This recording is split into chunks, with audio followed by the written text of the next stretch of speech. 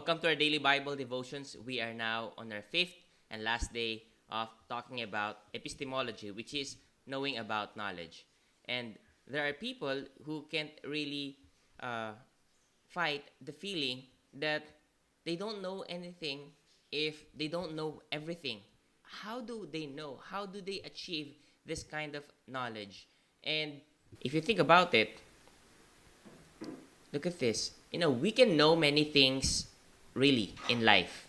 We can know a lot of things truly in life. We can know things sufficiently, but very few things exhaustively. Just look around you. I mean, the computer that you're looking at, do you know everything about that? Do you know every single thing that works inside that? You know how to use it. You know enough to use that, to benefit from that. But you don't know everything that makes that thing work. Do you know everything that makes your cell phones work? Do you know, you don't really have to know everything exhaustively. This reminds me of my youth. At one point in my life, I really wanted to know everything. Until one day I realized, okay, I just need to know enough. And when I have known enough, that's it. I can go on from that. And then I shared that desire of my youth to my students before, and one student of mine from UP asked me, "Sir, did you get to that point when you already know everything?" Because no, she's asking me that because she can sense that I have peace, I have contentment. And then I told her, "You know what? I never got to that point that I know everything, but I have known enough. If you'll ask me, I've known Jesus, and then He's been the one who's giving me further knowledge." And that's what Christianity really is. And we can also apply the practical model being used by detectives. It's like this. According to Esther Meek, knowing is the responsible human struggle to rely on clues. Okay, that's how detectives do this. Okay, for example, there's a crime scene. They only have clues, so they rely on that. They work on that, and then based on the clues, they find a pattern. Based on a pattern, they focus on a suspect or a subject who probably did it. Okay, usually in these cases, if you ask them, you can't know exhaustively. When you already have clues, then you have enough clues to establish a pattern, to point to a suspect. You will not continue until you have everything before you start pursuing someone. Before, what if the criminal is still out there? You already have enough clues, you already have enough pattern. Will you not use that to pursue a suspect? And this is the practical model for us in knowing. We look for clues, we establish a pattern, and then we focus on a suspect. If we know enough, we don't have to know exhaustively. And then, if we already have that, we already have a theory, then we submit to that reality. That's how it is. Not just in religion, but that's how you do it in science. The other day, I was watching a video about a theoretical physicist talking about multiverse, about different universes. He's talking about theory, but then he speaks about it as if they're facts, as if they're really different versions of him, when in fact, he hasn't met any of them. But he talks about multiverse and different versions of himself as if that's a reality. That's his reality. Does that correspond really to reality? I don't know. I don't think he has seen a version of himself. But that's what I'm saying. In everything, even in science, you focus on clues. Sorry, you look for clues, you establish a pattern, and then you focus on someone, an object, or a theory in this case. That's also how God did it. He left clues for us. From Romans chapter 1 verses 18 to 20, Paul said, "For the wrath of God is revealed from heaven against all ungodliness and unrighteousness of men who suppress the truth in unrighteousness, because that which is known about God is evident within them." God has left evidence. Let's continue. For God made it evident, there you go. For God made it evident to them, for since the creation of the world, His invisible attributes, His eternal power, and divine nature have been clearly seen, being understood through what has been made, so that they are without excuse. So God left so many clues. He left His fingerprints all over creation. And then He's saying, you know what? What else do you want? I left you clues. You can see a pattern. How come you can't see me? Some people say, I can't see you unless you walk through the door and announce yourself, tada, I'm here. But He left clues already. That leaves us with no excuse if we will not believe in Him.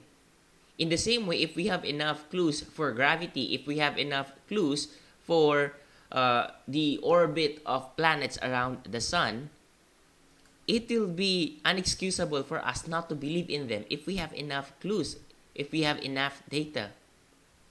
So how do we make sense of it all? I'm going back to Christianity because that's what this is about for me. I mean, you can apply this in other bodies of knowledge, but for me, it's about Christianity. And I'm speaking to those who are already Christians and to those who are curious, interested, but are not decided yet. Christianity is not based on blind faith. Never was. It's not based on blind faith, but it's based on informed understanding leading to ongoing trust. Christianity does not claim to have exhaustive knowledge about everything. No one has that claim. No one has.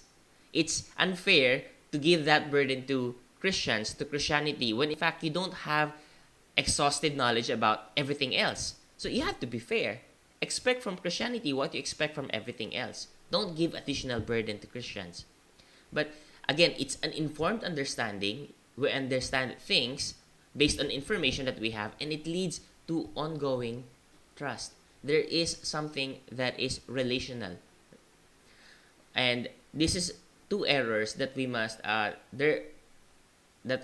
avoid in everything else. First, we must avoid this unhealthy fixation on a kind of certainty unattainable in any field. Again, no other field or discipline of knowledge that has absolute kind of certainty on everything.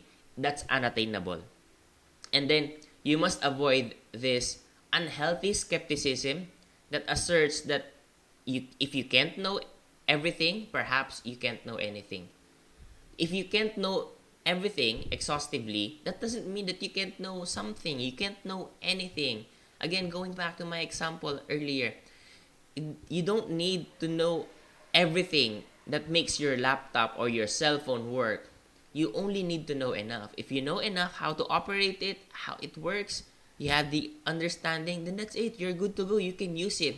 You don't have to avoid it just because you can't know everything. I remember back in college, my first course was applied physics, and during the orientation, they were telling us in a funny way that in physics and mathematics, sometimes you have to assume that a horse is a sphere just so you can continue to work on the equations. And that's true. If there's anyone listening who knows enough about math, and your assumptions sometimes they have to be ridiculous just so that you can have a model that you can work on so you can continue with your computations and equations. And you don't have to wait until you have everything else before you start working. You work with what you have. You work with what you have until you advance in knowledge little by little. It's a discovery in everything else. In Christianity, the beauty is it's a discovery with someone, with a person. And it's the same with me. I've told you earlier, I've known enough because I've known Jesus. And He's led me to greater discoveries as I walked along. And I will agree with Paul as he wrote to Timothy in 2 Timothy 1 verse 12. He said, "For I know whom I have believed, and I am convinced that He is able to guard what I have entrusted to Him until that day." That goes for me too. I know Jesus. I know God because I know Jesus. I know whom I have believed. And that knowledge of mine with this person with Christ that keeps me going, and that leads me to greater knowledge, greater understanding of the world and around me. All these fields, all these disciplines, philosophy, science, I understand them better now. Now, I hope that you will continue to journey in discovering knowledge. But the invitation being extended to you is you discover Jesus. And then maybe through Him and with Him, you can discover so much more.